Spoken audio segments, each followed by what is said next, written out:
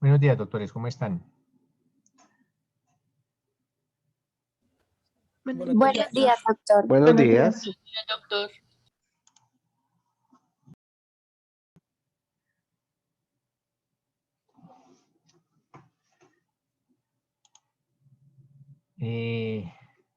Ya les envié, ya está tanto subido a la plataforma, mis doctores, como en el grupo de WhatsApp, la sentencia que es necesario leerla para resolver parte del caso que se va a colocar el día viernes.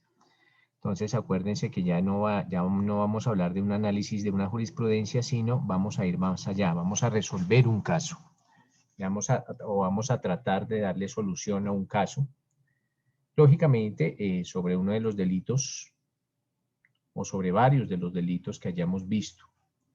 Entonces, ya se encuentra y es una sentencia que no es tan extensa. Entonces, es bueno que la lean antes de resolver el caso. Mis doctores, el día de ayer todavía estamos en el delito en el 376, en el tráfico de estupefacientes. ¿Faltaba algo por ver o en qué quedamos de lo relacionado con el 376? Doctor, lo último que vimos fue la de dosis de aprovisionamiento. Vimos dosis de aprovisionamiento y la diferencia con dosis personal y todo esto. Listo, mis doctores. Vale, perfecto.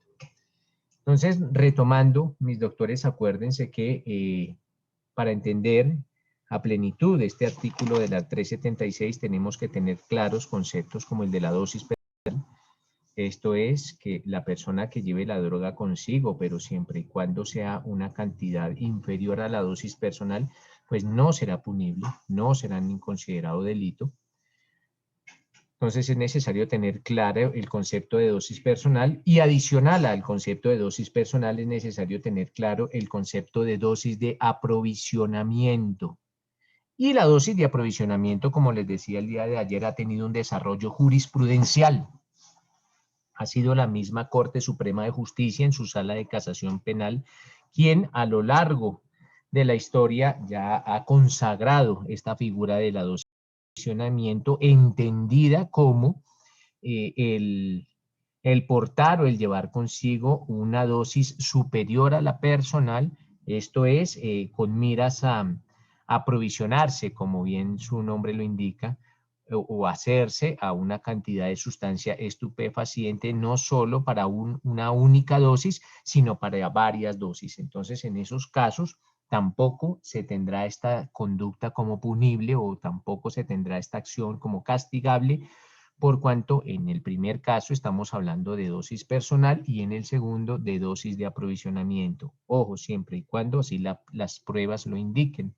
No estoy indicando que en todos los casos que la persona sea sorprendida con una dosis inferior a la dosis personal, se trate de ella, de dosis personal, no en todos los casos, no. Tendrán que analizarse las circunstancias de tiempo, modo y lugar en que ocurrieron los hechos.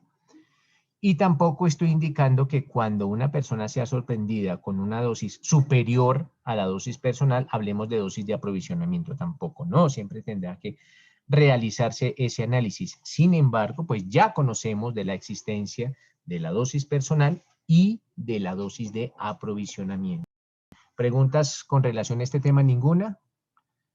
Listo, mis doctores. Entonces, este delito del tráfico, fabricación... Profe, tengo una pregunta. Qué Cuéntame, pena interrumpir. tranquila. ¿Hasta esa dosis de aprovisionamiento tiene algún peso o máximo tantos gramos?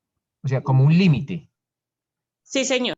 Sí, Ana, yo le contestaba, o ayer hablábamos al respecto, en que la jurisprudencia no ha determinado un límite de dosis de aprovisionamiento. Esto atenderá a criterios de lógica. Les indicaba también el día de ayer que atendiendo estos criterios de la sana crítica y de la valoración que deben hacer los jueces, pues no sería acorde con la lógica ni con las reglas de la experiencia que en un allanamiento se encontrara una tonelada de marihuana y que se alegara por parte de la persona que es sorprendida con esta cantidad de droga que es una dosis de aprovisionamiento. Esto atentaría contra criterios de lógica porque una tonelada de marihuana no se la va a fumar en toda la vida.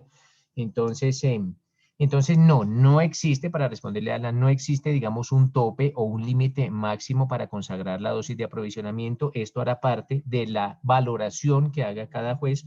Les indico que yo he archivado procesos con dosis de marihuana hasta de 400 gramos de pronto, recordando hasta 400 gramos de marihuana, que esto es 20 veces la dosis personal, o en su defecto 20 gramos de cocaína, que serían 20 veces la dosis personal.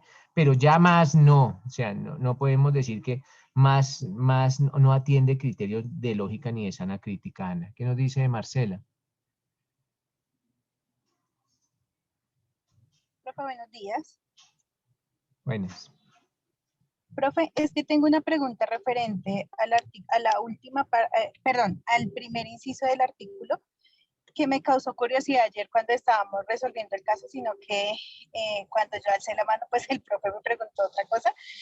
Y es, digamos, cuando vamos a resolver, por ejemplo, en ese caso que usted nos puso ayer, el primer caso del ejemplo al cual se le aplicaba el primer inciso, y es, digamos, al momento de la imputación, en ese artículo dice que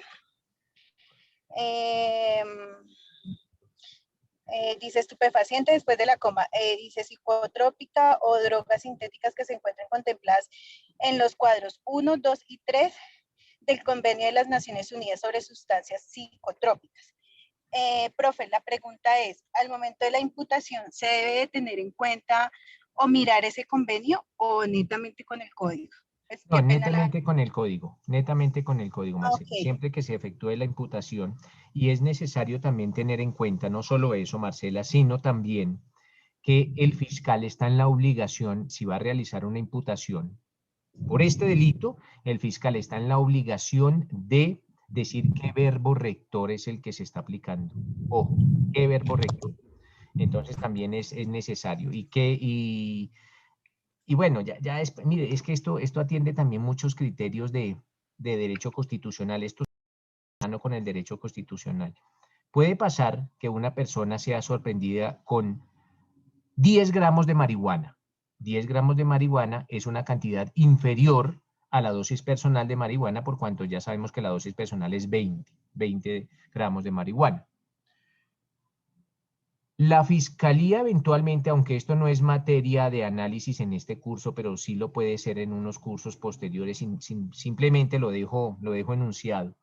La fiscalía no podría solicitar o exigir que el procesado o su defensor alleguen una prueba que demuestre que el procesado es consumidor. Entonces, no podrían presumir que si no se allega la prueba, el procesado tenía la droga o para comercializarla, o para venderla, o para transportarla. No, porque eso sería a partir de una presunción que no es constitucional, como es la presunción de mala fe. No, aquí se presume que es buena fe, que si la persona la tiene y no ha sido, bueno, aunque que ya me estoy entrando, casi que ya les estoy solucionando lo de la cuestión de la lectura de la jurisprudencia. Pero entonces es necesario también que la fiscalía demuestre cuál es el fin que pretendía la persona que está siendo procesada. Entonces, no solo tiene que demostrar que yo la droga, sino cuál era el fin de esa droga. Pero eso lo va a explicar un poquito mejor la jurisprudencia. ¿Listo, Marcela? Sí, señor. Gracias, doctor. Vale, perfecto.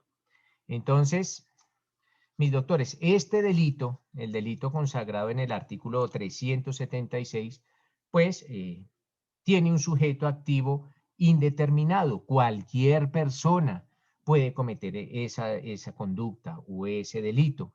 El sujeto activo, pues, aparte de la víctima o del consumidor de la sustancia estupefaciente o de la sustancia alucinógena, pues sociedad, aparte de la sociedad de esa víctima, pues también eventualmente, aquí hablamos no solo de una víctima individual, sino de una víctima social. El bien jurídicamente tutelado, como les repetía y les decía al inicio del estudio de estos delitos, eventualmente es la salud pública, pero no solo la salud pública, también la salud de esa persona que está consumiendo estas sustancias alucinógenas o estupefacientes. Y cuando hablamos de un atentado contra la salud en el orden individual, pues estamos hablando contra la integridad personal. Ojo, cuando nosotros hicimos ese análisis o cuando lo hicieron en el módulo pasado sobre la integridad personal también cobija atentados contra la salud. Podrán eventualmente también existir atentados contra bienes jurídicamente tutelados, contra como el orden económico y social en el sentido que esta conducta puede estar desplegada por bandas criminales que van a obtener un enriquecimiento ilícito o van a efectuar un lavado de activos. Eventualmente también se podrá realizar un atentado contra los recursos naturales o un atentado contra el medio ambiente. Entonces, nótese, mis doctores, que existen varios bienes jurídicamente tutelados que se pueden llegar a ver afectados con la comisión de este delito. Es necesario también tener en cuenta, mis doctores, que este delito trae consagradas algunas expresiones que es necesario tener claras, como las siguientes, como sustancia estupefaciente. Y básicamente, acorde con la Ley 30 de 1986, cuando hablamos de una sustancia estupefaciente, estamos haciendo referencia o estamos haciendo alusión a una droga que no ha sido prescrita médicamente. Y aparte de que la droga o el medicamento no ha sido prescrito médicamente, ese medicamento actúa sobre el sistema nervioso central y produce dependencia. Entonces, ojo, cuando hablemos de sustancias estupefacientes, pues nos referimos a un medicamento que no ha sido prescrito médicamente, actúa sobre el sistema nervioso central y produce dependencia. Esto acorde con las voces de la Ley 30 de 1986, más específicamente en su artículo 2b. Otra de las expresiones utilizadas por este artículo hace relación a la sustancia psicotrópica o lo que es conocido como un psicotrópico. Y ese psicotrópico, mis doctores, es la droga que actúa sobre el sistema nervioso central produciendo efectos neuropsicofisiológicos. Ojo, produce efectos neuropsicofisiológicos. Y eventualmente puede llegar a afectar funciones cerebrales en lo cognitivo o en lo conductual, en la conducta. A veces incluso también puede llegar a afectar funciones en la parte física. Esta sustancia psicotrópica, mis doctores, puede tener como un origen natural o un origen sintético. Y sintético cuando hablamos de estas nuevas clases de sustancias que son producidas químicamente, hablamos del éxtasis y todas estas nuevas clases de sustancias psicotrópicas que ya el origen no es directamente de una sustancia vegetal, sino es todo un producto efectuado en un laboratorio. Cuando hablamos de marihuana, cuando este artículo nos habla de marihuana, pues habla del cannabis o de la planta que contiene cannabinoides. Y el consumo de estos cannabinoides genera efectos alucinógenos. El hachís, ese derivado de la marihuana que se obtiene de la resina de esa planta. Cuando hablamos de cocaína, pues hablamos de ese alcaloide que es extraído de las hojas de coca mediante un proceso químico. Y sus derivados, porque también habla de sustancia estupefaciente a base de cocaína, como lo que se conoce como el crack o el bazuco. Entonces son derivados de la cocaína. A veces en los dictámenes periciales que se efectúan en estos delitos hablan de cocaína o sus derivados, En estos casos también es importante, miren doctores, que son como digamos algunos tips que se tienen al momento de analizar, y más que al momento de analizar, al momento de que ustedes eventualmente se vean enfrentados ante la defensa, ojo, la defensa de algún caso por este delito. En ocasiones, mis doctores, la sustancia estupefaciente o la droga se encuentra impregnada, esto es, impregnada en algún otro elemento. valga acotar, en ocasiones impregnan la droga en textiles, Entonces, mediante un procedimiento se hace esa impregnación, podría llegar a decirse, se impregna la droga en los textiles y una vez estos textiles han llegado a feliz puerto, al puerto, al destino, pues mediante otro procedimiento se extrae la droga de esos textiles. Es necesario que la fiscalía indique, porque no se podría, mis doctores, indicar que se trata del peso bruto de la sustancia haciendo uso del pesaje de la prenda de vestir. Entonces, si el pesaje de la prenda de vestir arrojare como resultado eventualmente 2 kilos, no se podría indicar por parte de la fiscalía que la cantidad de droga que se estaba pretendiendo comercializar o exportar o cualquiera de los verbos rectores es de 2 kilos. No, porque a esos 2 kilos tocaría extraerle el peso neto de la sustancia. Entonces tocaría restarle el peso que arroje la prenda y solo el peso neto de la sustancia, porque efectivamente no se puede tener como toda la prenda de vestir, en caso tal de la impregnación, toda la prenda de vestir como si toda fuese hecha de cocaína. Entonces se debe realizar esa extracción y en ocasiones la fiscalía no lo hace. Y si no lo hace, entonces no se podrá determinar cuál de los pesos en cuál de los incisos del artículo 376 estamos inscritos o de cuál se podría eventualmente imputar. Y si la fiscalía no tiene la claridad o no tiene un elemento de prueba para determinar cuál de los incisos del artículo 376 es el que tiene aplicación en ese caso determinado, pues en aplicación del principio de la buena fe tendrá que ser el menor grave al procesado, el menor grave. Entonces, eventualmente hablaremos del inciso segundo, que es el que tiene contempladas penas menores.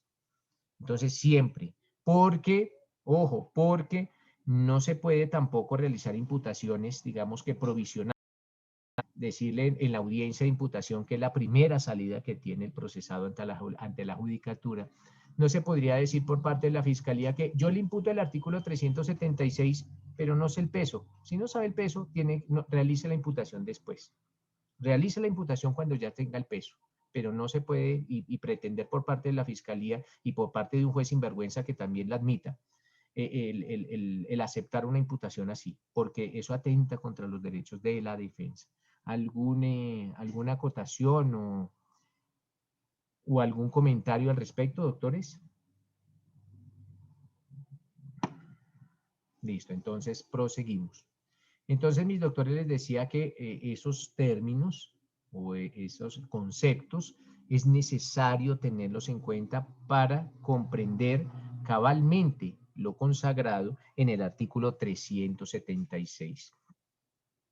Otro de los conceptos o otra de las expresiones que se utiliza en este delito es el nitrato de amilo. Ojo, nitrato de amilo. Y el nitrato de amilo se tiene también como el nitrito de amilo, también se le conoce como nitrito de amilo. Y el nitrito de amilo o el nitrato de amilo es un derivado del ácido nítrico. Ojo, es un derivado del ácido nítrico. Y ese derivado del ácido nítrico se conoce en el mundo delincuencial como el popper. Y este popper produce efectos narcóticos por inhalación. Entonces, cuando hablemos de popper, estamos haciendo referencia a lo que la ley consagra como el nitrato de amilo. Asimismo, mis doctores, este artículo consagra otra expresión o otra droga que es la ketamina. Y la ketamina es un analgésico, básicamente es un analgésico que actúa sobre el sistema nervioso central y que actualmente se utiliza bastante en la medicina veterinaria. Pero es un anestésico básicamente que actúa en el nervioso central y puede llegar a producir dependencia. Se utiliza, lógica, y le repito, en la veterinaria. Hay otras expresiones como el GHB, es otra droga que se utiliza como anestésico y también afecta el sistema nervioso central. Entonces, mis doctores, era necesario tener en cuenta estas expresiones que trae consagradas, que se encuentran consagradas en ese artículo. Nótese igualmente, mis doctores, que este artículo trae también consagrados varios verbos, lo que se denominan verbos alternativos. Entonces, se indica en el artículo 300 como verbos el introducir al país, así sea de tránsito. Esto es el ingresar al territorio colombiano, el entrar a Colombia, así sea de paso, lo que se denomina cuando se están efectuando lo que ustedes conocen como las escalas, por ejemplo, en los viajes aéreos. Sacar, que es como exportar o extraer del país.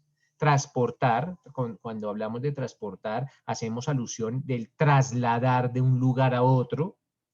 Llevar consigo es portar o es cargar. Almacenar puede asimilarse con acopiar o recolectar.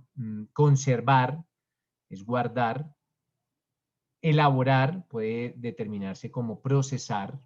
Vender, comercializar, ofrecer, puede ser proponer o brindar. Adquirir puede ser tenido en cuenta como obtener o conseguir. Financiar como sufragar los gastos y suministrar como proveer o proporcionar. Al principio del artículo 376 se consagra que este delito se podrá llegar a cometer siempre y cuando no se tenga el permiso de la autoridad competente. Esto quiere decir, en algunos casos es lícita la tenencia de estas sustancias. ¿Por qué? Porque estas sustancias eventualmente, mis doctores, sirven como materias primas para la fabricación de algunas sustancias lícitas. Entonces, en algunos casos, algunas empresas tienen el permiso para conservar o guardar o llevar consigo o comercializar cualquiera de estas sustancias, les repito, porque sirven de materia prima para algunos medicamentos, básicamente. Tengamos en cuenta, les repito, el concepto de dosis para uso personal, el concepto de dosis de aprovisionamiento. Indicamos que en algunos verbos rectores sí hablaremos de tentativa, en otros verbos no hablaremos de tentativa. Esto es, no se puede hacer una generalización, no se puede hacer una generalización e indicar vagamente que el delito no admite la tentativa. No admitirá la tentativa en algunos delitos, sí admitirá la tentativa en algunos verbos y sí admitirá la tentativa en algunos otros verbos. Entonces, doctores, con esta explicación, tanto el día de ayer o el día de hoy, pues superamos el estudio de ese artículo 376 y nos remitimos al artículo 377 del Código Penal, que nos habla sobre la destinación ilícita, ojo, destinación ilícita de muebles o inmuebles. Emerson, lo escucho. Profe, disculpe una pregunta rápida. Cuando a uno lo capturan en flagrancia, le leen los derechos del capturado y le tienen que informar a uno por qué delito lo están capturando. Espéreme, Emerson, préndame la cámara. Sí, señor. Listo. Entonces, me dice Emerson que cuando una persona la capturan, le tienen que indicar los derechos del capturado, ¿cierto? Dentro de eso le indican el motivo. Cuando le indican el motivo de la captura. El motivo de la captura solo puede ser dos, ¿no? Dos motivos de la captura. O porque está capturado en flagrancia, o porque hay una orden. O sea, no existe ninguna otra forma de que uno lo capturen. O por flagrancia o por orden. No existe otra. O sea, no existe, digamos, captura porque sí, no. O porque existe una orden, alguna autoridad emitió una orden de captura contra esa persona, o porque está capturado en flagrancia. Bueno, esto es anticipándonos al artículo 301, porque la flagrancia tiene tres clases de flagrancia que se denomina la flagrancia, la cuasiflagrancia y la flagrancia inferida, pero cualquiera de las tres es flagrancia. Entonces, ahora sí, Emerson. Entonces, la persona es capturada, le leen sus derechos, y aparte de eso, ¿qué? Dentro de sus derechos le toca decirle uno por qué motivo ha sido capturado en ese momento. O sea, se le dice el delito. Sí, se captura si el policía no sabe el delito, Emerson, no es que los policías no saben. A lo que yo voy es eso, cuando uno le diga a la persona, lo capturó por porte de estupefacientes, pero no era porte, sino era otro verbo, ya la fiscalía lo imputa con otro verbo, ¿No habrá un vicio ahí en ese procedimiento? No, Emerson, porque la obligación de imputación la tiene la fiscalía, no la tiene la policía. El policía puede decir lo que sea ahí. El policía puede decir lo que quiera. Ya la Listo. fiscalía será la que debe determinar. De hecho, usted lo pueden capturar por un verbo porque el policía le pareció ese, pero a la fiscalía le parece otro. No importa, usted le tiene que demostrar eso a la fiscalía. El policía no, porque Emerson, la policía no tiene la obligación de saber de derecho penal. Tiene la obligación de saber de derecho policivo, pero no de derecho penal. Ellos no son penalistas, nosotros sí lo somos. Y la fiscalía sí tiene toda la obligación de demostrar. De hecho, puede ser capturado porque al policía le pareció un delito, pero al fiscal le parecen 2, o le parecen 3, o le parecen 4, o le parece otro distinto. Pero la Como decir, obligación, lo capturo por violencia intrafamiliar, pero eran lesiones personales. o era Entonces, una tentativa de homicidio. no genera ningún vicio en el No genera procedimiento. ningún vicio porque no es obligación de la policía. Listo, profe, gracias. Lo que genera un vicio de pronto es que se lleve a una ilegalidad de la captura porque no le leen los derechos del capturado, puede ser, o porque los derechos del capturado sí se los tienen que leer, pero pues es leérselos, no acertar con el delito. Los otros derechos sí se los tienen que Eso, respetar. no acertar con el Sí, no, delito. porque pues el policía no es, si nosotros nos equivocamos, ¿cómo vamos a exigir del pobre policía pues que lo sepa? Pero sí, básicamente. ¿Por qué lo capturan? Ah, porque usted se fue capturado en flagrancia por un delito, al parecer, porque siempre al parecer, porque sobre esos hombres descansa la presunción de inocencia, al parecer por la comisión de un delito de tal. Ah, ¿qué es otro? Bueno, pues el policía no tiene la obligación de saberlo, pero los otros derechos sí. Esto para que si le interesa la cuestión de los derechos del capturado, esos derechos del capturado nacieron con una sentencia que se denomina la sentencia Miranda versus Arizona. Eso es gringo.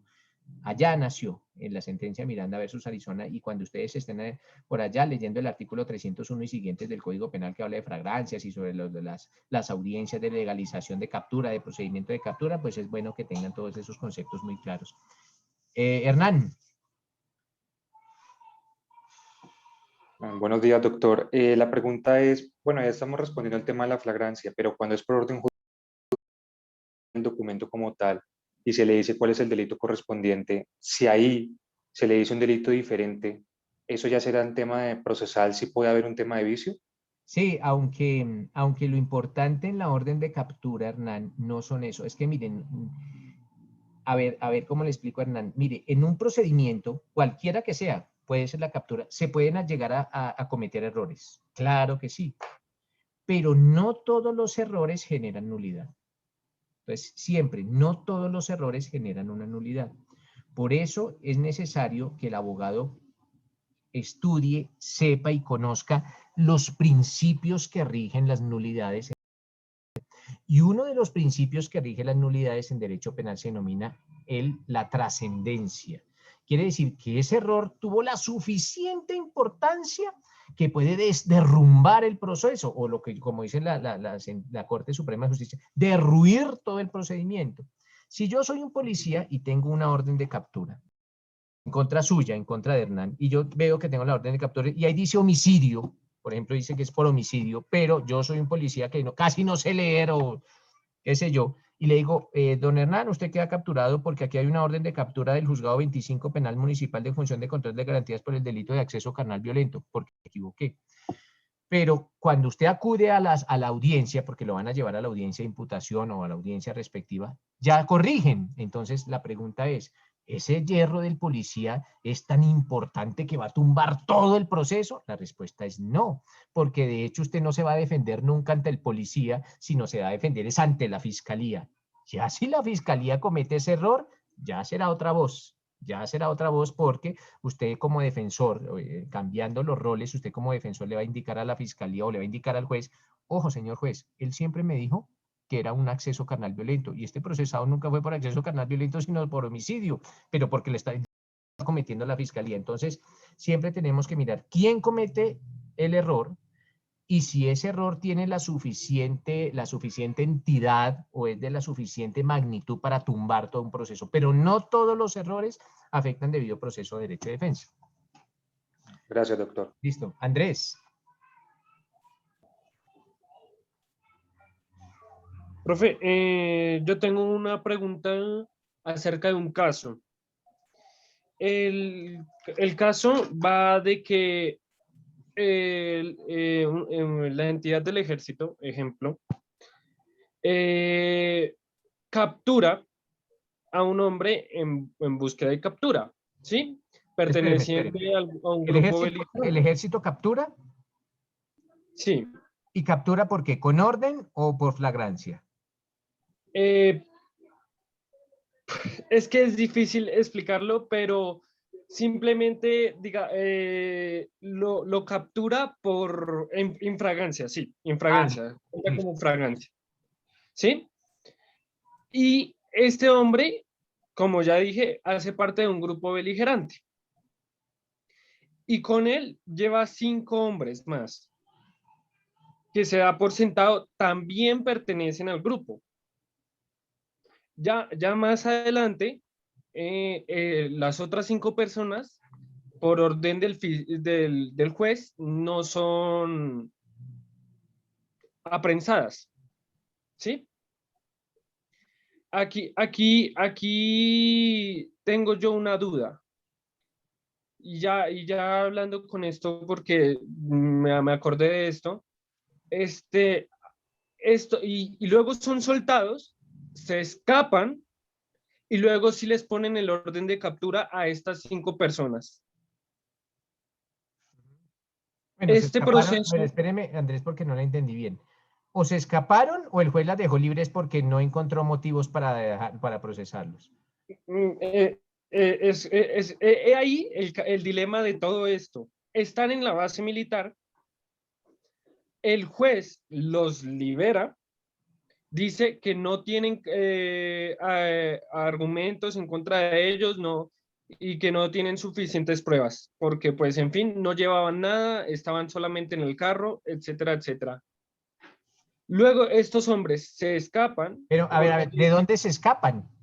De la base militar. No, porque ellos no podían escaparse, Andrés, de la base militar porque el juez ya los había dejado libres y entonces la base militar no se puede asimilar a una cárcel. No, si a mí el juez me dice, estoy libre, ellos se salieron de la base militar. Es que no utilicemos el término escaparse, porque escaparse es como si estuvieran presos en la base militar, pero el juez ya había dicho que habían quedado libres.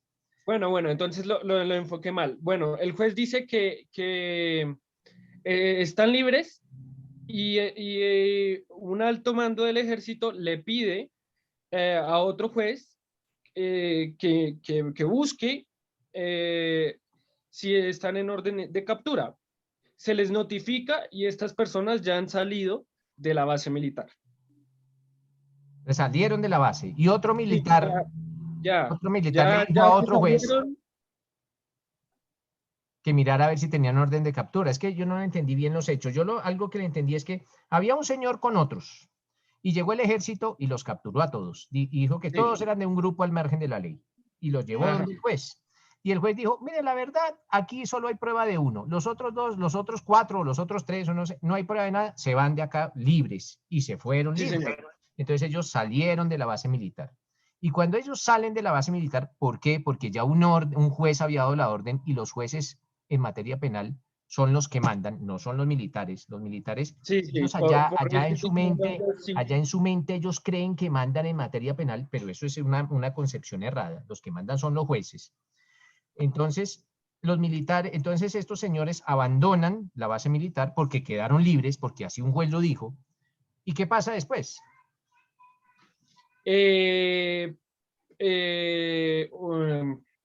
Un alto mando del ejército pide que se le notifique qué pasa en las circunstancias de estos hombres y les dicen que están en búsqueda de captura. Pero ya una vez ya han salido de la instalación. Pero la pregunta de Ricardo, Andrés, ¿ellos tenían orden de captura o no tenían orden de captura, estas personas? No tenían. Al principio. Ya luego, cuando el otro juez, sí. No, Andrés, eso es mentira. ¿Por qué? Porque la única autoridad, ojo, la única autoridad que puede solicitar una orden de captura, porque es un fiscal. Un militar no puede solicitar órdenes de captura ante un juez, es un fiscal. Entonces el fiscal tiene que acudir a donde un juez y decirle, señor juez, deseo que usted libre orden de captura contra Pedro Pérez, y le indica las razones por las cuales considera que esa persona es susceptible de una orden de captura. Entonces me dice Andrés que un militar fue donde un juez y le dijo, libremos una orden de captura. Pues eso es Bueno, completamente ilegal porque el fiscal es el único que puede hacerlo, no un militar. ya. Ahí tal vez en mi desconocimiento de las circunstancias del evento, pues tal vez no ocurrió así como yo digo, pero pues le dijo al fiscal y pasó. O sea, Bueno, pero pero entonces el fiscal va a donde el juez y el juez ahí sí libra la orden de captura y a las personas las capturan posteriormente. no las capturan, no las vuelven a capturar, pero ahí sí ya es evento siguiente, ¿sí? Ejemplo. Sí, ya Ya, lo que ya, se da. yo Pero a tenía donde yo era voy, esa duda. Andrés, a donde voy, Andrés, es que a una persona la pueden capturar o porque exista orden o porque está en flagrancia, pero quien determina si está en flagrancia o no. Bueno, con la orden, aunque esto es de octavo semestre, pero ustedes lo van a aprender igual. Con la orden lo que verifica el juez es que la orden exista. Usted como juez, cuando lo nombren juez, y diga, mire, Andrés, le traigo aquí este capturado. Ay, este capturado, ¿por qué lo capturaron? Porque tenía una orden. Usted lo primero que tiene que hacer como juez es mirar que la orden exista. O sea, mire que efectivamente la orden existe. Segundo, que esa orden está vigente, porque las órdenes de captura tienen una vigencia, que es de máximo 1 año. Entonces, que esa orden esté vigente. Pues primero, que la orden exista.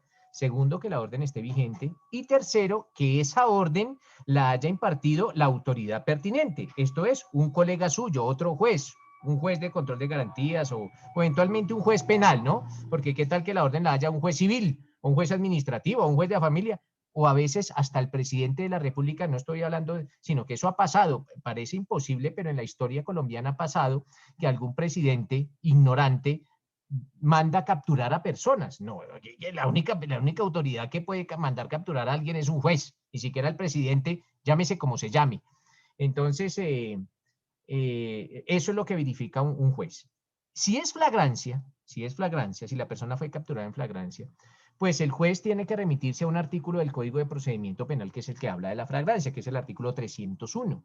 Entonces, el juez indicará si como capturaron a esa persona se adecúa a los hechos, si esos hechos se adecúan al artículo 301. Y el juez dirá si es flagrancia o no es flagrancia. Si sí es flagrancia, dice la captura es legal. Si no es flagrancia, dice esta captura es ilegal y se va inmediatamente. Básicamente eso es lo que pasa en un juez, con un juez. Pero si estas personas nunca las capturaron, pues nunca las capturaron porque, de acuerdo con lo que nos dice Andrés, pues no se logró determinar que cometieron el delito de flagrancia. Ahora bien, si usted es guerrillero, o yo soy guerrillero, para no por si yo soy guerrillero, Andrés, ¿cómo se me captura en flagrancia? Pues cuando esté haciendo un operativo de la guerrilla, ¿no? Porque de resto, si yo voy por la calle, ¿cómo van a decir que soy guerrillero? Si no estaban realizando ningún acto propio que se puede llegar a indicar como guerrillero, a menos de que existieran ya un indicio, o existiera algún informe de inteligencia, o qué sé yo, que determinara que soy de un grupo al margen de la ley.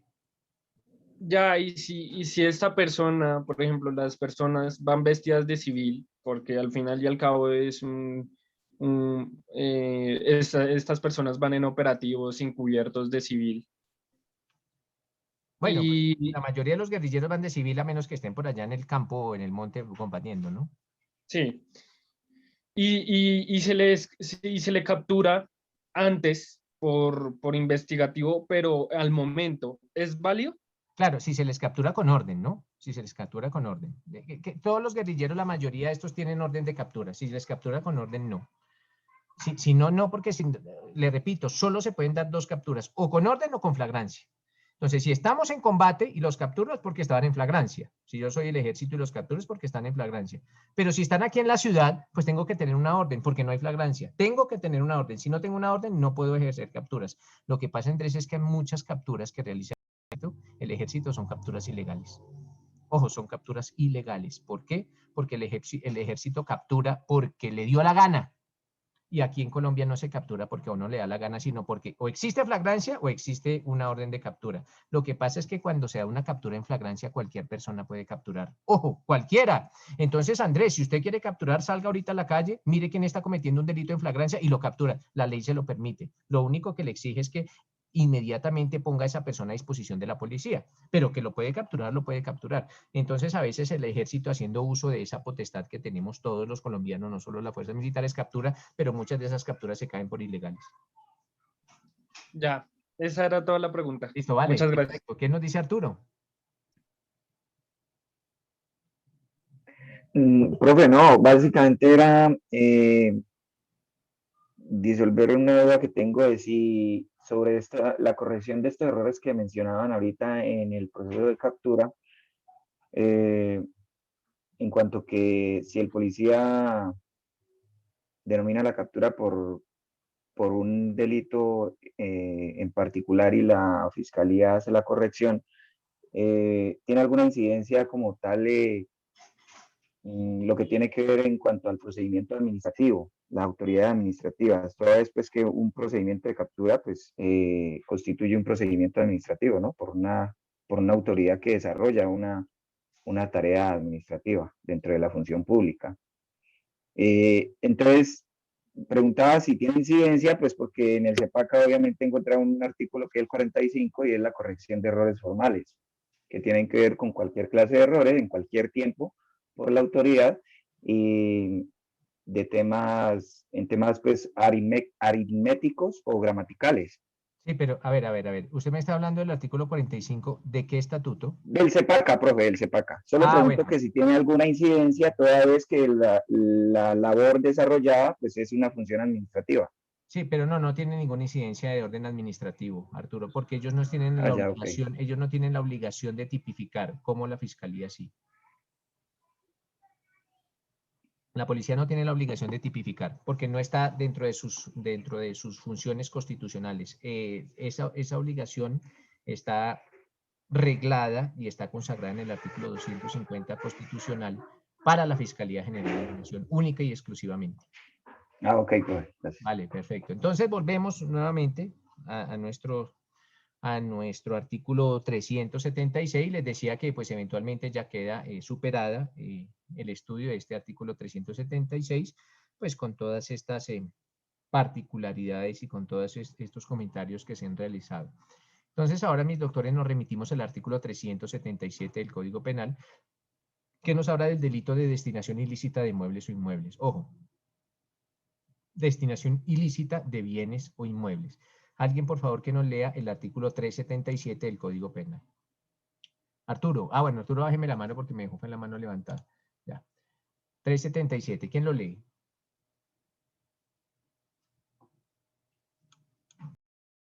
Johan Danilo Plaza, ¿se encuentra? Aquí. Johan Danilo.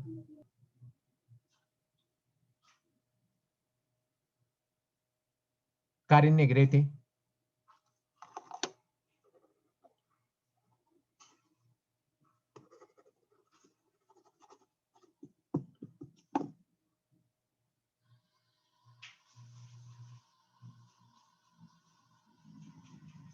Cindy Caterina Maya.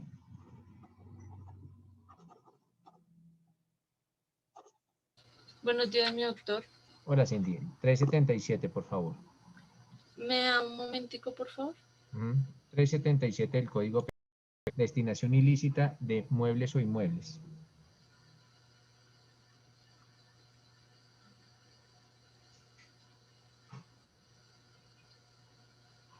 ¿377 Código Penal, cierto? Sí.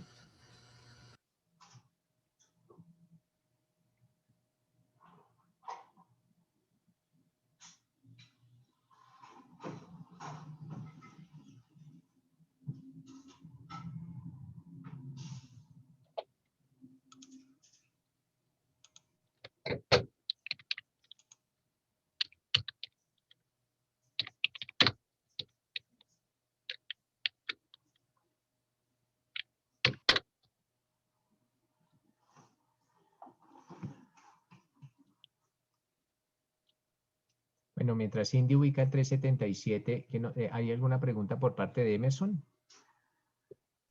Sí, profe, disculpe, es que me surgió otra pregunta después de lo que le hice del policía. Entonces ya el fiscal hace la legalización de captura con un delito. Posteriormente, en la imputación, ¿puede cambiar el delito? Sí, claro que lo puede hacer. Lo que vincula al procesado en la imputación, en lo que atiende al delito, lo que lo vincula es la imputación. De hecho, el delito se puede cambiar en la imputación, en la captura, en la acusación, en la sentencia. El delito se puede cambiar. Lo que nunca se podrán cambiar son los hechos, pero el delito sí se puede cambiar. Que no estoy de acuerdo, bueno, estoy de acuerdo en la imputación, pero no estoy de acuerdo en que se cambie. No solo en la acusación se puede cambiar, pero ya la Corte Suprema de Justicia ha permitido que el delito se cambie en la sentencia. Yo no estoy de acuerdo con eso, pero eso es lo que tiene la Corte, eso es lo que tiene. Esto es que usted si es un usted es un defensor y a su procesado le imputan el delito A y lo defiende por el delito A, el juez lo puede condenar por el B. Eso lo permite la Corte, eso lo permite la Corte. Para mí no está bien, porque eso para mí atenta contra el derecho a la defensa. ¿Por qué? Porque usted diseñó una estrategia para defender a su defendido por el delito A, no por el delito B. Si lo hubiesen dicho desde el principio el delito B, pues usted busca pruebas para el delito B. No, pero al final dicen, no, siempre fue A, siempre fue el delito A, siempre fue el delito A, y al final el juez dice, mira, la verdad eso no es delito A, esto es delito B, y lo condenen. Dice, y entonces, ¿qué oportunidad yo tuve para defender por el delito B? Ninguna, pero pues eso lo permite la Corte. Siempre y cuando el delito B sea de menor entidad que el delito A, pero lo permite. Pero eso ahí no es rogado, o sea, no es lo que se pide, ¿el juez puede cambiarlo? Claro, es rogado hasta que el proceso llega al juez del juicio, hasta el juez del juicio. Entonces dice la Corte, la justicia es rogada hasta que llega el juez. Cuando llega el juez, ya es el juez el encargado de adelantar ese proceso, ya la fiscalía no será la dueña de la acción penal, sino es el juez el dueño, por eso el juez puede hacerlo. Es por eso, esa sentencia es polémica, pero la línea, de hecho no es una sentencia, llevan como 15 jurisprudencias al respecto. Claro que es rogada hasta ese punto, dice la Corte. Es rogada hasta ese punto, hasta el punto en que el proceso llega al juicio. Hasta ese punto es rogado, hasta ese proceso, hasta ese punto ya el fiscal llevará sus pruebas, la defensa llevará sus pruebas y el juez mirará. Y mirará si pues absuelve, condena o condena por otro delito. Pues hasta ahí es rogado.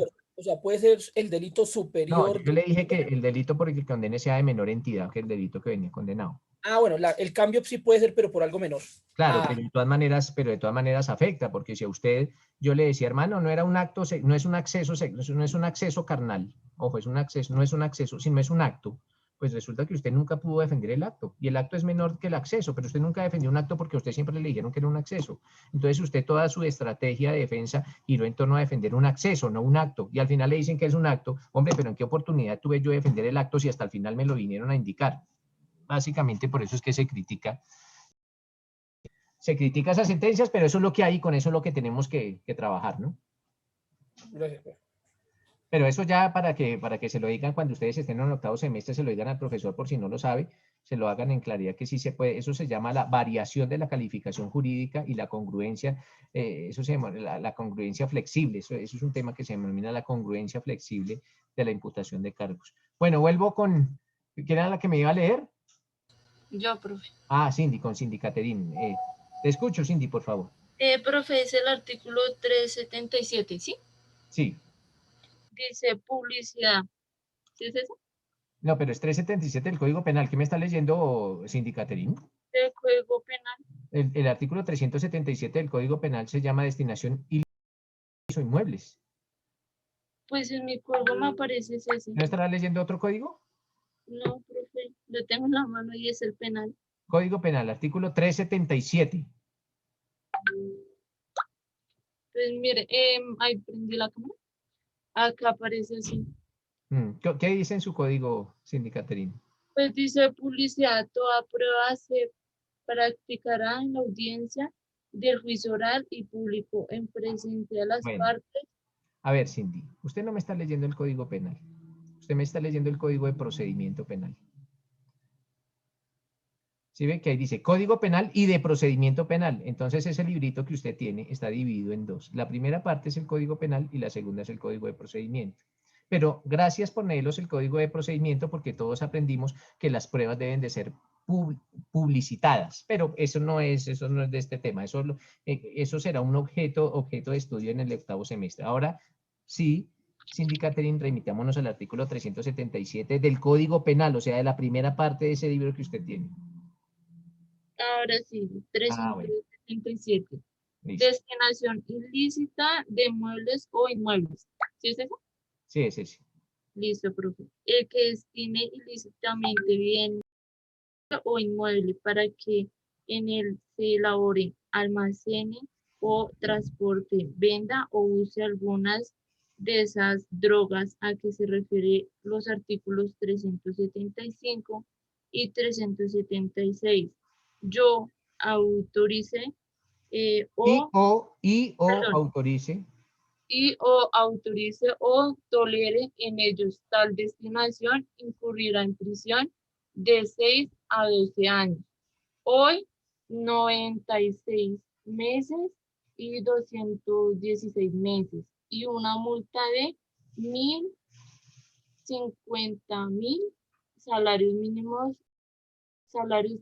legales mensuales vigentes. Hoy, 1.333 y 35.000. Y pues ahí dice que el adicionado el 1787 del 2016. El artículo 14, las sanciones previstas en este artículo no aplicarán para el uso médico y científico de cannabis, siempre y cuando se tengan las licencias otorgadas, ya sea por el Ministerio de Salud y de Protección Social o el Ministerio de Justicia y Derecho, según sus comentarios. Cindy, si usted leyó el artículo, deme un ejemplo de una persona que cometa ese delito.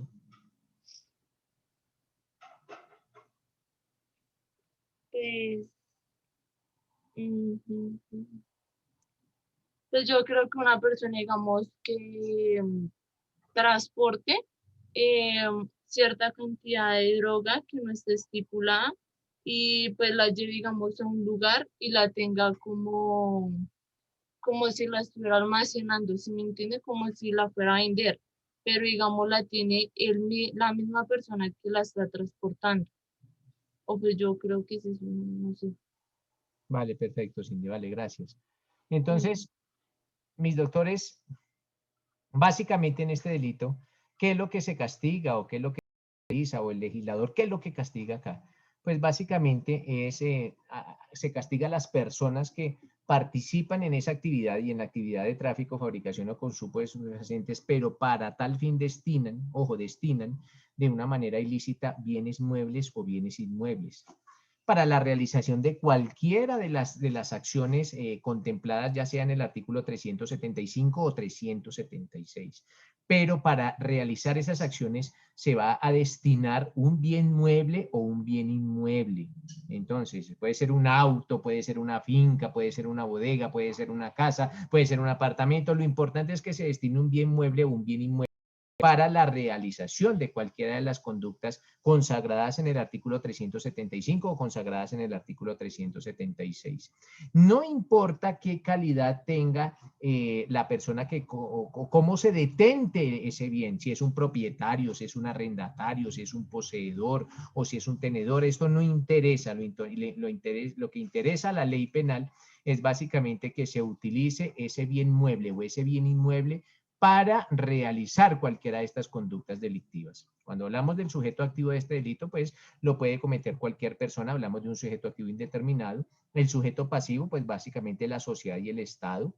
Como el Estado, cuando el Estado tiene la obligación de la prevención y de la represión de los delitos relacionados con la salud, con atentados contra la salud pública o los delitos relacionados con estupefacientes.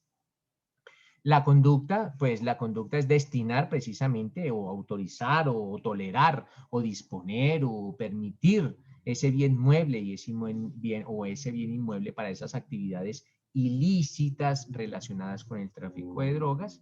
trae unos verbos alternativos, como es destinar, que después básicamente es dejar ese bien inmueble o ese bien mueble para la elaboración, almacenamiento, transporte o venta o uso ilícito de sustancias estupefacientes, tal como les dije, acorde con lo relacionado en el artículo 375 y 376, o también otro de los verbos alternativos es permitir, que esto es autorizar o acceder a la destinación de los bienes descritos para los fines ilícitos en particular, tolerar, que es consentir la destinación ilícita de los bienes sin oponerse o sin ejercer resistencia. Otro de los elementos normativos que consagra este delito es la concepción o la expresión destinación ilícita. Esto es carecer de las licencias para ejecutar cualquiera de las conductas que están señaladas o en el 375 o en el 376. Este es un delito de mera conducta, mis doctores, no admite la modalidad de tentativa. Entonces, mis doctores, preguntas al respecto. ¿Alguna? Vale, perfecto. Sofía, la escucho. Profe, yo quisiera decir lo de la expropiación del inmueble cuando se está haciendo, cuando se hace pues para fines ilícitos como la droga, ¿cómo se hace eso? ¿Dónde tipifican eso? Bueno, ¿Sí me hice entender? sí, Sofía nos está hablando sobre una figura que se denomina la expropiación, pero la expropiación, cuando estamos hablando de delitos, no se denomina expropiación, sino se denomina extinción de dominio. ¿Es eso, Sofía? Usted nos está hablando sobre la extinción de dominio. Bueno, cuando hablamos del proceso de extinción de dominio, Sofía, nos apartamos del Código Penal. Aunque la gente piensa que el proceso de extinción de dominio es un proceso penal, no lo es. ¿Y por qué pensamos que es un proceso penal? Porque quien adelanta la extinción de dominio inicialmente es la fiscalía y después un juez de extinción de dominio.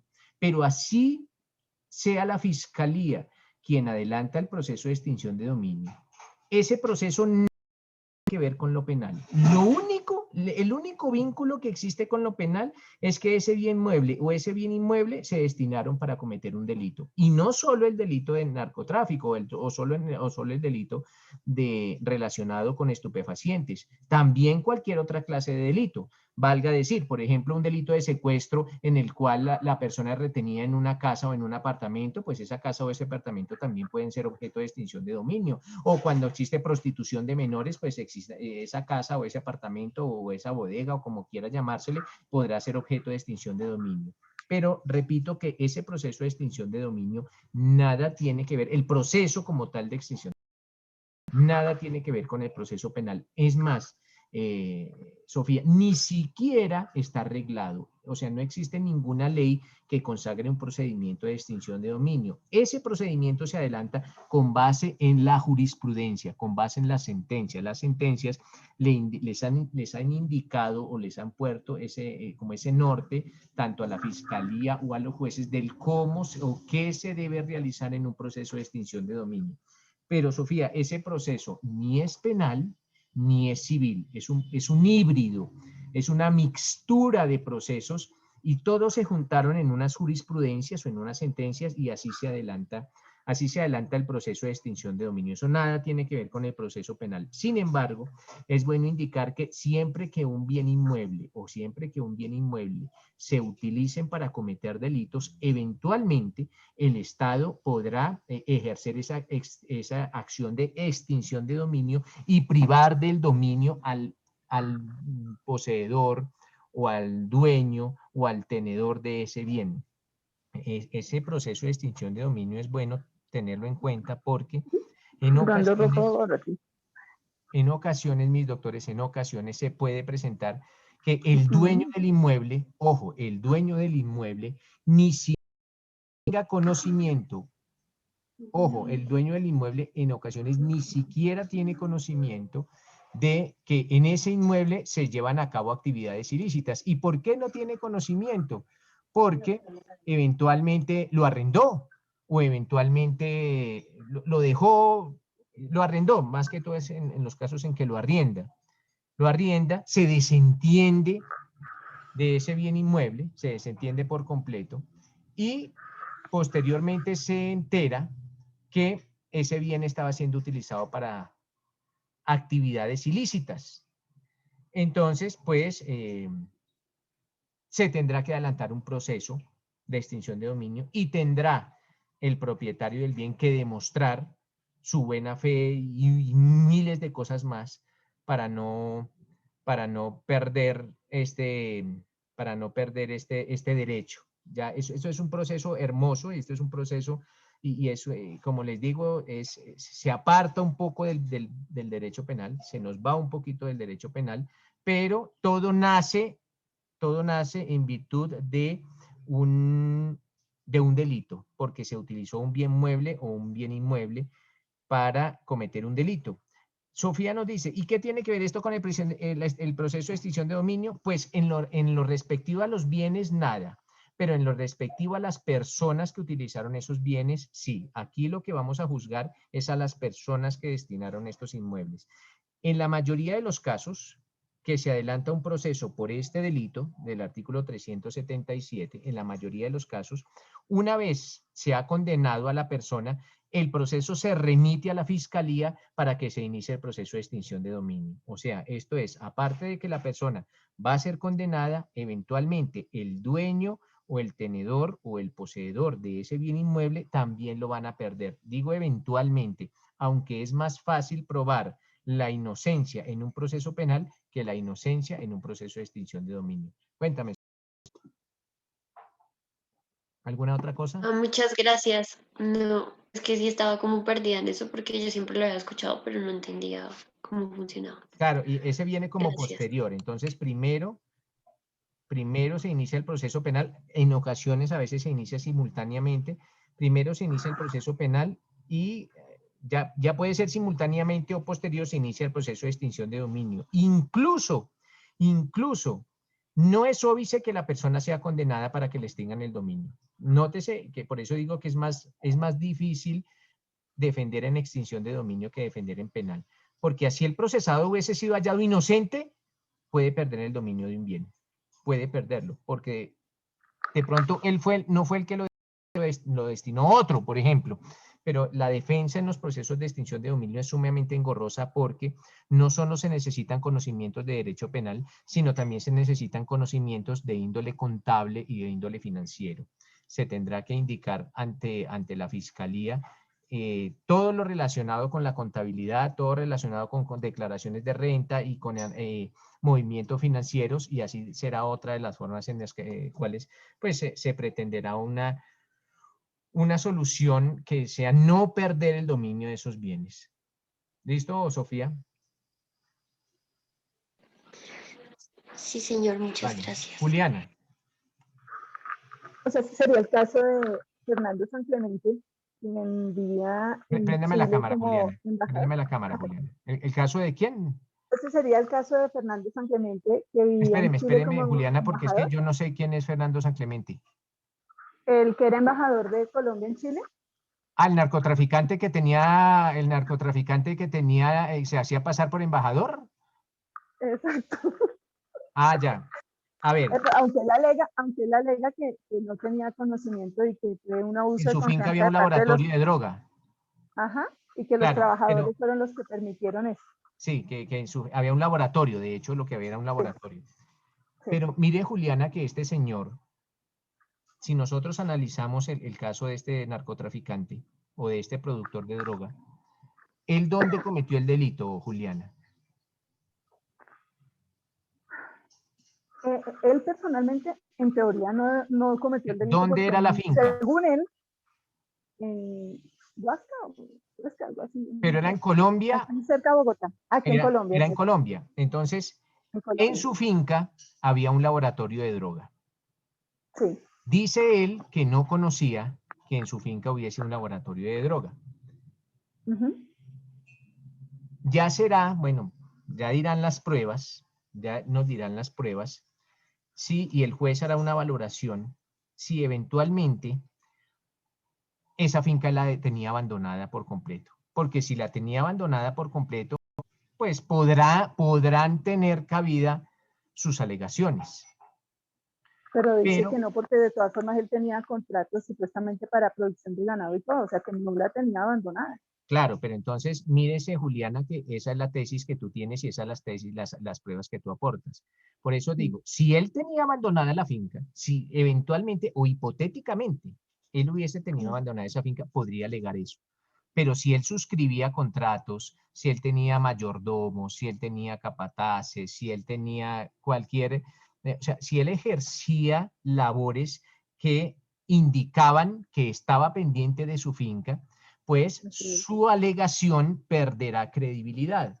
O sea, se afectará un poco la credibilidad. Por eso yo digo, yo tampoco le creo a este señor embajador, bueno, a este mal llamado embajador, yo tampoco le creo, porque,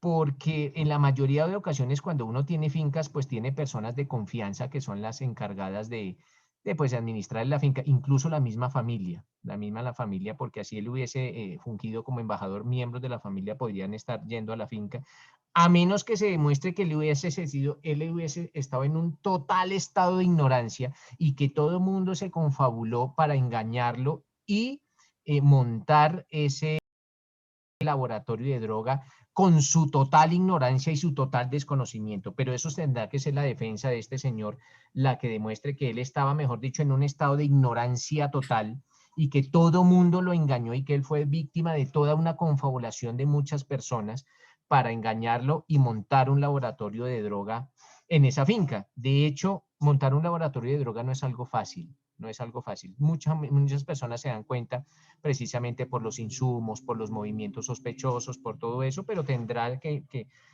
demostrarse que él, precisamente porque se encontraba en Uruguay, estaba totalmente ajeno y toda su familia y que se diera cuenta de eso.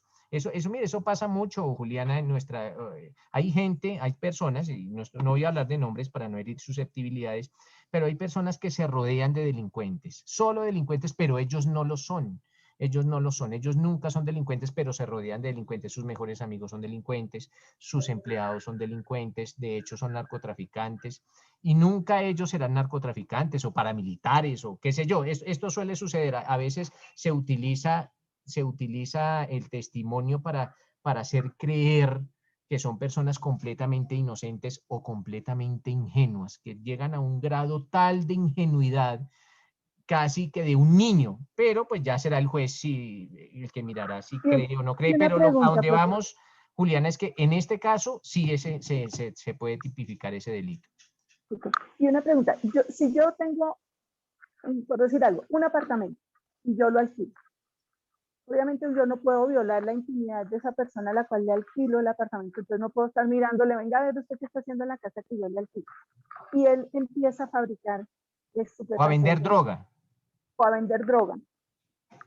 Bueno, pero si es un apartamento, digamos, usted sin violar intimidad, Juliana, usted sí puede ir a indagar cuál es el comportamiento de sus inquilinos o de sus arrendatarios y no está violando intimidad, o hablar con la administradora o hablar con los vecinos del sector, bueno, y han escuchado ruidos, han escuchado movimientos sospechosos, o sea, y nótese que en ocasiones, aunque esto de la extinción de dominio es muy delicado, porque en ocasiones las personas, o usted puede arrendar e irse del país.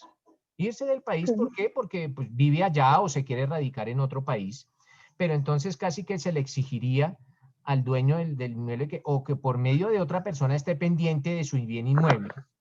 O es más, cuando usted deposita la confianza deposita la labor de arrendar en una oficina inmobiliaria, pues ¿a quién se atacaría aquí? Por ese, digamos, por esa negligencia de no estar pendiente, ¿a quién se atacaría? ¿A la dueña del inmueble o a la inmobiliaria? Entonces uno pensaría, la inmobiliaria, ¿hasta dónde llega la responsabilidad de la inmobiliaria? ¿Solo con el hecho de arrendar y de responder por los cánones de arrendamiento, o también la responsabilidad llega hasta el punto de estar pendiente que no se realicen actividades ilícitas dentro de ese inmueble, o esa responsabilidad nunca se podrá traspasar a la inmobiliaria?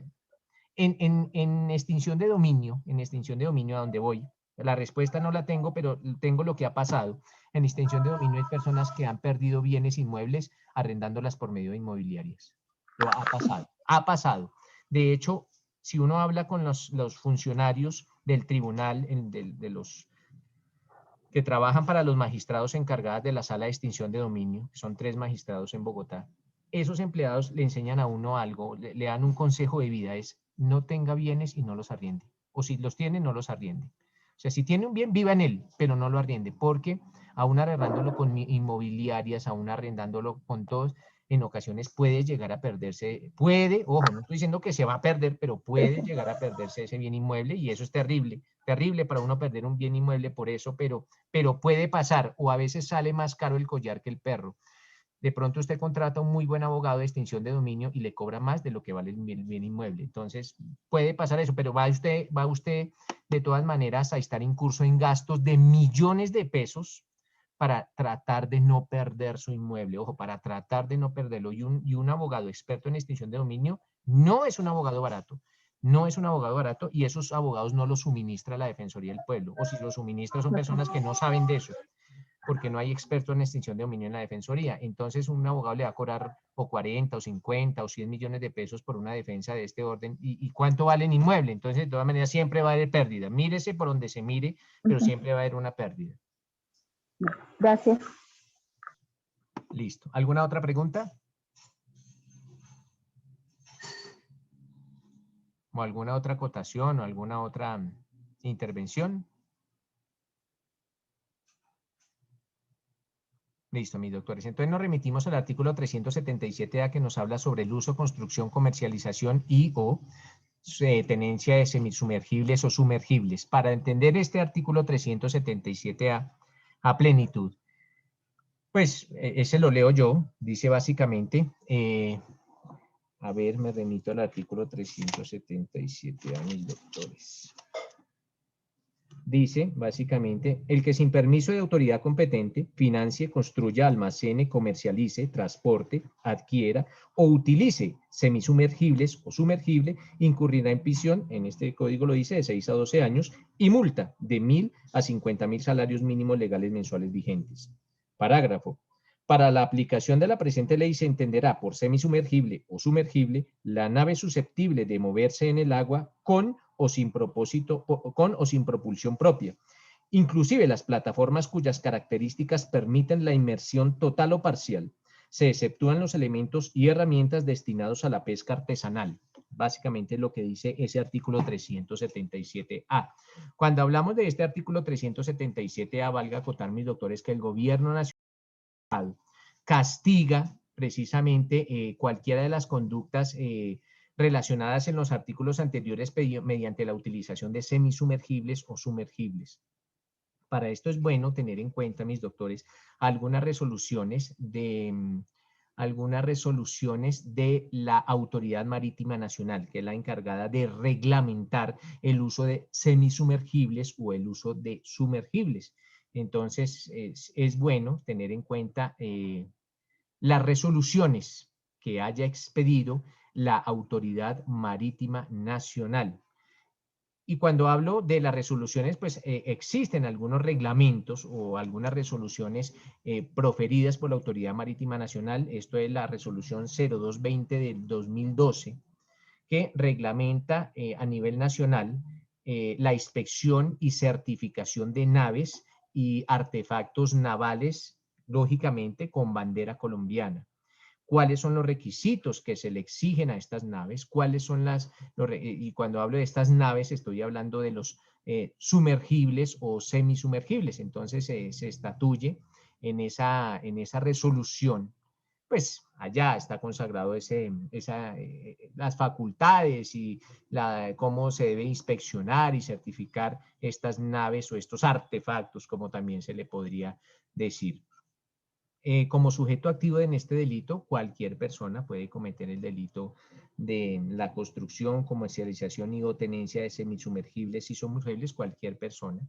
El sujeto pasivo, pues básicamente la salud pública, pero eventualmente se pueden llegar a atentar contra otros bienes, incluso el Estado. ¿Por qué? Porque la Autoridad Marítima Nacional puede llegar a constituirse como víctima, claro que sí. Si se logra determinar que sobre esa nave o sobre ese artefacto no existía ninguna autorización y que no estaba autorizada su utilización puede llegar a constituirse como víctima y básicamente trae varios verbos rectores este delito. Trae financiar, que ya sabemos que es invertir, es aportar dinero para un negocio. Aportar dinero, ¿y cuál negocio? Pues la utilización o el uso o la construcción de estos artefactos. La construcción, que es edificar o construir o, bueno, realizar el levantamiento de esa obra tendiente a crear este semisumergible o sumergible, almacenarlo, que es guardar este objeto en un lugar determinado, comercializarlo, también se castiga, que es comprar o vender alguno de estos artefactos, transportar, que puede tener como un sinónimo el trasladar o el enviar, adquirir, mis doctores, que es comprar, conseguir, obtener, y utilizar pues básicamente es el usar, pues el emplear. Entonces trae consagrados estos verbos alternativos, trae elementos normativos, ingredientes normativos este tipo penal, como es que efectivamente no exista un permiso de la autoridad competente. Este delito es un delito, mis doctores, de mera conducta, y al ser un delito de mera conducta no es admisible conjugar el dispositivo amplificador de tipo penal de la tentativa. Acuérdense, mis doctores, que existen dos dispositivos amplificadores de tipo, que uno se denomina la tentativa y el otro se denomina el concurso. El artículo 377b trae algunas circunstancias de agravación punitiva para el artículo 377a. Entonces, ese artículo 377b dice que si la nave semisumergible o sumergible es utilizada para almacenar, transportar o vender sustancia estupefaciente, insumos necesarios para su fabricación, o es usado como medio para la comisión de actos delictivos, la pena será de 15 a 30 años y multa de 70.000 salarios mínimos legales mensuales vigentes. La pena se aumentará de 1/3 parte a la mitad cuando la conducta sea realizada por un servidor público o miembro de la fuerza pública. Entonces, nótese, mis doctores, que en el artículo 377A solo se castiga el uso, la construcción o la comercialización o tenencia de semisumergibles o de sumergibles. Pero si ese uso de ese sumergible o de ese semisumergible, y si ese uso está destinado a almacenar, transportar, vender sustancia estupefaciente o insumos para la elaboración de sustancias estupefacientes, pues hablamos de este delito agravado y pues tendrá un aumento de pena y lógicamente también un aumento de multa. Entonces, en el primer delito solo se castiga el tener, digamos, todos esos verbos rectores, el tener, comercializar un semisumergible o un sumergible, sin la autorización legal respectiva. Pero si esa utilización se da para algún delito relacionado con el narcotráfico o para proveerse de insumos para fabricar drogas ilícitas, pues existirá ese delito agravado y tendrá un aumento punitivo. Listo, mis doctores. Entonces ahora nos vamos al delito consagrado en el artículo 378, que se denomina el estímulo al uso ilícito, así, estímulo al uso ilícito. Dice el artículo, lo dice el Código Penal, el que en cualquier forma estimule o propague el uso ilícito de drogas o medicamentos que produzcan dependencia, incurrirá en prisión de tanto a tanto. Ya hay una pena y después hubo una pena originalmente en el artículo y después con alguna reforma que se le hizo por parte de la ley 890 del 2004, las penas se aumentaron. Pero entonces repito que se castiga el que en cualquier forma estimule o propague el uso ilícito de drogas o medicamentos que produzcan dependencia. Entonces, mis doctores, ¿qué se busca evitar con este delito? Pues básicamente este delito lo que busca evitar es esa inducción. Y esa inducción se puede realizar de cualquier forma. Y esa inducción a otras personas a usar ilícitamente o medicamentos o drogas, pero con el propósito de generarles una adicción. Entonces, ¿por qué? Porque aquí lo que se hace, doctores, es que casi que es motivar al consumo. Y esa motivación al consumo casi siempre busca fines económicos. ¿Qué es una dependencia o qué es una adicción? Pues básicamente es ese impulso o esa necesidad que en ocasiones es una necesidad incontrolable de consumir determinadas sustancias. Y esas sustancias no han sido prescritas por un médico o por un profesional de la salud con algunos fines terapéuticos. Es necesario también tener en cuenta, acuérdense mis doctores, que esta conducta del estímulo del uso ilícito se da básicamente por parte de algunos jíbaros que entregan muestras gratis, le entregan más que todo a nuestra juventud y utilizando centros educativos, le entregan pequeñas dosis de droga a la juventud gratis. ¿Con qué objeto? Con el objeto de que esta juventud se vuelva adicta a esa droga. Y posteriormente esta juventud o estos muchachos van a ser los consumidores y los potenciales compradores de la sustancia alucinógena. Entonces, eso es lo que se está castigando, casi que la entrega o el fomentar el consumo de estas sustancias. Es necesario tener en cuenta algunos conceptos o algunas expresiones que trae consagrado ese artículo, y esas expresiones o esos conceptos están debidamente delimitados en la Ley 30 de 1986. Algunos de esos conceptos son como el concepto de droga. ¿Qué tenemos entendido como droga? Y droga es aquella sustancia que introducida al organismo modifica sus funciones fisiológicas. Eso es una droga. Toda sustancia que introducida al organismo, a un organismo vivo, lógicamente, modifica sus funciones fisiológicas. Aparte de eso, es necesario tener en cuenta la expresión estupefaciente. ¿Qué es estupefaciente o qué entendemos nosotros como estupefaciente? Pues es una droga que no ha sido prescrita médicamente. Ojo, primero tenemos en cuenta que es una droga que no ha sido prescrita médicamente. Y aparte de que no ha sido prescrita médicamente, esa droga actúa sobre el sistema nervioso central. ¿Y cómo actúa sobre el sistema nervioso central? Aparte de que actúa, no cómo, porque en ocasiones del cómo actúa es distinto, depende del tipo de droga, pero también produce dependencia. Entonces, es una droga que inicialmente no es prescrita médicamente, actúa sobre el sistema nervioso central y produce dependencia. Se necesitan esos tres requisitos para que hablemos de una sustancia estupefaciente. También este artículo nos habla de medicamento, y medicamento pues es esa droga producida o elaborada de forma farmacéutica. Y se utiliza para la prevención o para el diagnóstico, el tratamiento o la curación de algunas enfermedades. Entonces, mis doctores, lo que se castiga, les repito, es ese estímulo o la sola estimulación al consumo de sustancias psicoactivas. Eventualmente puede pasar que ese estímulo no tenga feliz resultado, esto es, que los destinatarios o las víctimas no acepten o no acudan a ese llamado a consumir la droga. Igualmente es castigable porque no se necesita que efectivamente se logre que las víctimas caigan en ese flagelo de la droga. No, simplemente solo se va a castigar el estímulo al consumo de sustancias, indistintamente que el consumo se lleve a cabo o no, o que una vez efectuado el consumo, pues no se logre que estas personas caigan, luego le digo nuevamente, en ese flagelo o en esos tentáculos de la droga.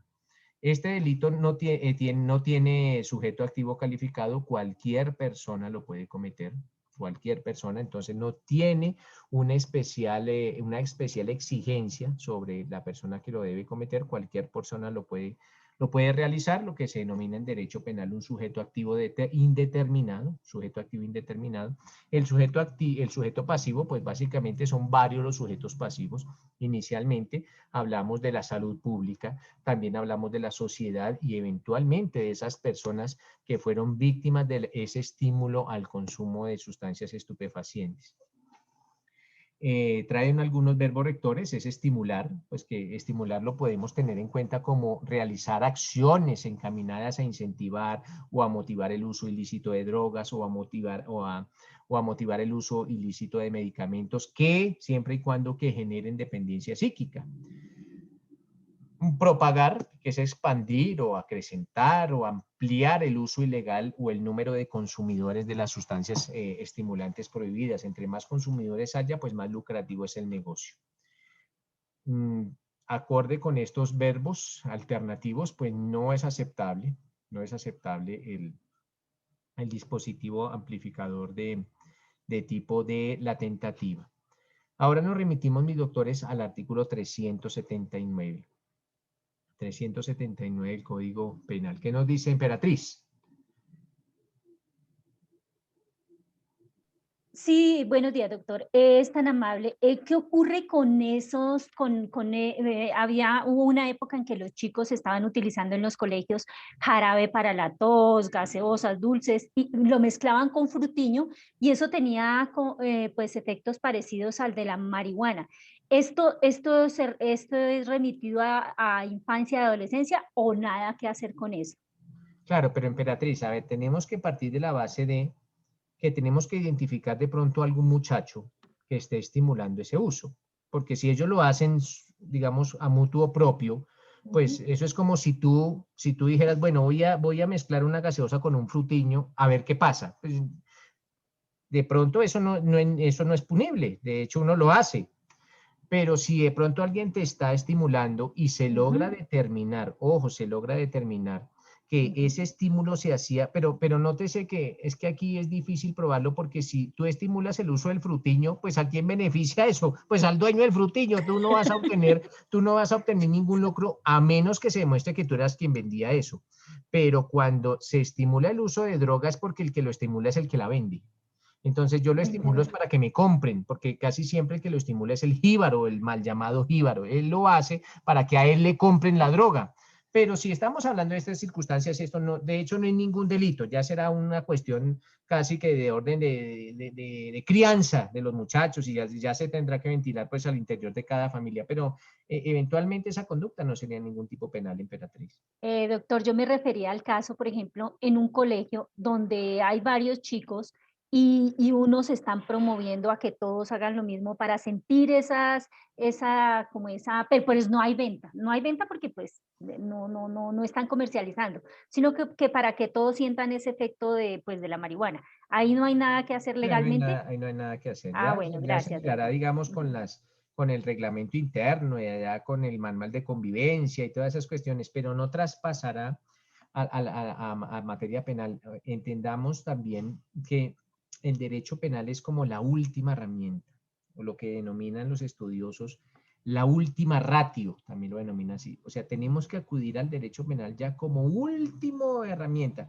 Desafortunadamente nosotros tenemos como el derecho penal como la primera herramienta. Lo primero que pasa es vamos a denunciar y vamos a iniciar. No, nosotros, el deber ser debería utilizarse el derecho penal allá como la última herramienta, porque desafortunadamente las conductas jurídicas o la conducta desempeñada por los abogados de todo someterlo a la justicia penal hace precisamente que colapse la justicia penal como está colapsada hoy en día. Entonces hace que un fiscal tenga en su despacho 1.000 o 2.000 o 3.000 procesos y pues ¿cuándo va a atender 3.000 procesos? Es algo casi que imposible. Sin embargo, existen despachos. Entonces, existen despachos en esas condiciones. Entonces, tenemos que acudir a la justicia penal cuando ya no haya otra opción. Lo mismo que con la tutela. La tutela también es la última herramienta. Cuando no exista ninguna otra herramienta para solucionar ese caso, o acudiremos a la justicia penal o acudiremos a la tutela. ¿Qué nos dice Sofía? Profe, qué pena otra vez. Lo que pasa es que me surgió otra duda. Digamos, tú dices que no admite la tentativa, pero en el caso de que fuera un jíbaro, pues él también la vende y aparte la estimula.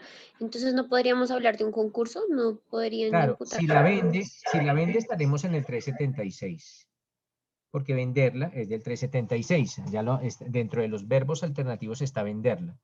Lo que yo voy es a que a ver, por ejemplo, si yo soy un jíbaro, Sofía, ¿cómo yo trato de estimular pero no puedo?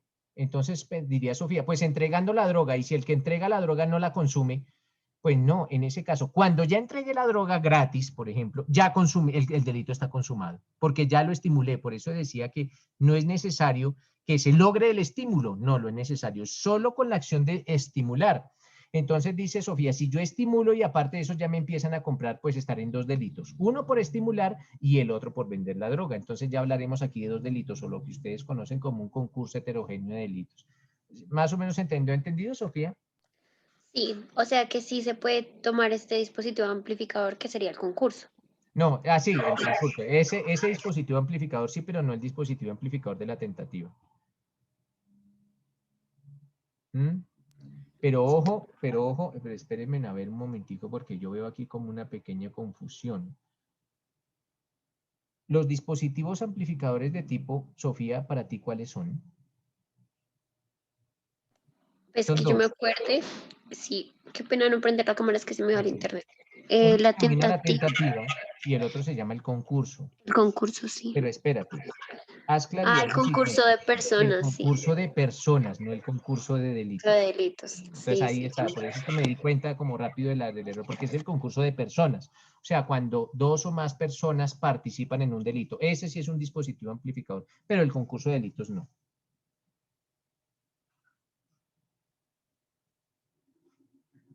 Listo, mis doctores. Entonces, ahora nos remitimos al artículo 379, que se denomina el suministro o formulación ilegal. E indica ese artículo 379 que, ojo, y ya tiene un sujeto activo calificado, dice, el profesional o practicante de medicina, odontología, enfermería, farmacia o de alguna de las respectivas profesiones auxiliares que, en ejercicio de ellas, ilegalmente formule, suministre o aplique droga que produzca dependencia, incurrirá prisión de tanto a tanto. Entonces, mis doctores, aquí, como les repito, lo primero que nosotros determinamos es que sí hablamos de un sujeto activo calificado. Aquí este delito ya no lo puede cometer cualquier persona, no. Aquí se necesita es que la persona que comete el delito, y se es necesario, sea un profesional o sea un practicante de alguna de las ciencias de la salud. Y este practicante o este profesional viola o falta a los deberes que su profesión le exige y que le imponen su formación académica o su formación profesional, viola esa ética profesional, lo que se denomina en las ciencias de la salud la lex artis, el deber ser de un médico o de un profesional de una ciencia de la salud. Y violando esta ética o violando este deber ser de este profesional de la salud, ¿qué hace, qué hace el que comete el delito? Pues este profesional o este practicante, pues formula o suministra o aplica drogas que producen dependencia, drogas que producen dependencia. Entonces, téngase, mis doctores, téngase en cuenta que el sujeto activo del delito, esto es quien comete el delito, pues solo puede ser un profesional o practicante de medicina, o también de odontología, enfermería o farmacia, o de alguna de las profesiones. Bueno, estas son como las ciencias auxiliares de la salud. Está actúa o se desempeña profesionalmente y realiza alguna de estas acciones. El sujeto pasivo sí puede ser cualquier persona, la persona que está siendo víctima precisamente de que el profesional de la salud pues le formule o le suministre o le aplique drogas que producen dependencia. Pero ojo, faltando a la ética, entonces no era necesario suministrarle esa droga. Y tiene que demostrarse el dolo, porque aquí no podremos hablar de culpa, no podría decirse que de pronto el médico se equivocó en su diagnóstico. Pero si el médico se equivoca, pues hablaremos de un delito culposo. Y este delito no admite la modalidad culposa por una sencillísima razón. Solo son culposos los delitos que la ley dice. Pues entonces allá existirá homicidio culposo, pues solo existirá el delito, el homicidio se podrá cometer por culpa, pero no existe este delito culposo porque la ley no lo tiene consagrado. Entonces siempre será doloso, siempre será doloso. El bien jurídicamente tutelado por la salud pública, y no solo la salud pública, sino la salud particular o lo que se denomina la integridad personal de esa víctima. Entonces, ojo, siempre, siempre tendrá que ser doloso.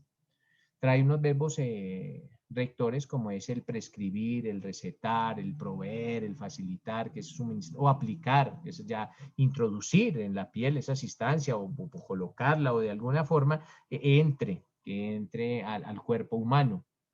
Esta persona, le repito, el que comete el delito, debe estar en desempeño, debe estar realizando esa práctica médica o esa práctica de esa profesión auxiliar a la medicina. Se debe realizar ilegalmente, contrariando su ética, contrariando esa lex artis, contrariando ese deber ser que le impone esa formación profesional. Siempre tiene que ser doloso y es un delito pues de mera conducta y que no admite la tentativa. Entonces, mis doctores, mañana proseguimos con ese delito que se denomina suministro o formulación ilegal a deportistas. Suministro o formulación ilegal a deportistas. Ya en este, ya vamos, de hecho, iniciamos teniendo en cuenta que aquí ya el sujeto pasivo es calificado. Ya no será cualquier persona, sino un deportista. Dejemos ahí, mis doctores, les recomiendo la lectura de la sentencia. Nos vemos mañana y muchas gracias por su tiempo. Muchas gracias, profe. Gracias, doctor. Hasta Gracias. luego. Gracias, Gracias, doctor. doctor. Profe, gracias. Feliz día. Gracias, doctor. Doctor.